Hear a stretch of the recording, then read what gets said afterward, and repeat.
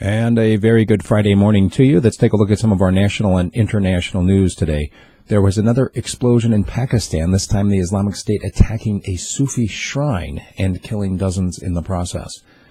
Yesterday was supposed to be a, quote, day without immigrants. You got to get the air quotes around it. I have no idea if it was really effective or not. The call was for all of the immigrants to stay home, whether they're staying home from school or staying home for work, and maybe other people to join in with them in solidarity to try to show just how important immigrants are to the U.S. economy. We'll have to give it a little time to see, what the numbers actually were for how many people did stay home and how effective that protest was. Maybe we'll see similar protests like that in the future. Tillerson meeting with Lavrov. It was kind of the big news out of the meeting of the Big 20. In fact, it eclipsed the meeting itself. They were supposed to be talking about other big economic issues, and everybody instead focused on the fact that you've got the new Secretary of State, Tillerson, meeting with the, basically the same position over there on the other side from Lavrov.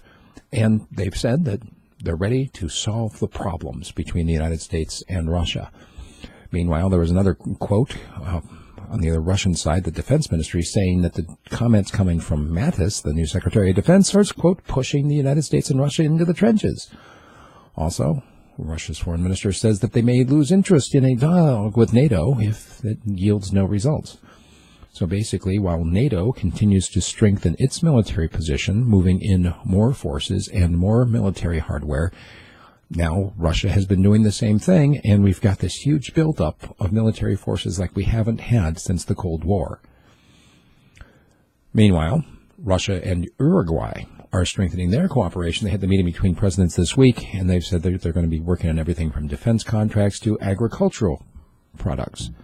Meanwhile, the CEO of Twitter has said that based on what he's been seeing on Twitter lately, in terms of the political discussion and people engaging in it, it's very similar to what was happening prior to the Arab Spring in the countries where they had major revolutions in the last couple of years.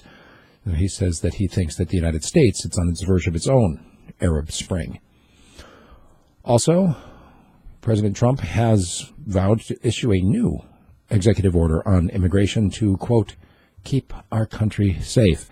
In a, I don't know if you want to call it a press conference. I'm not sure what kind of a show it actually was. But he lashed out at the media once again and said that the White House is a finely tuned machine, and anyone who says differently is part of the lying media, and they're getting their information from the dirty leakers.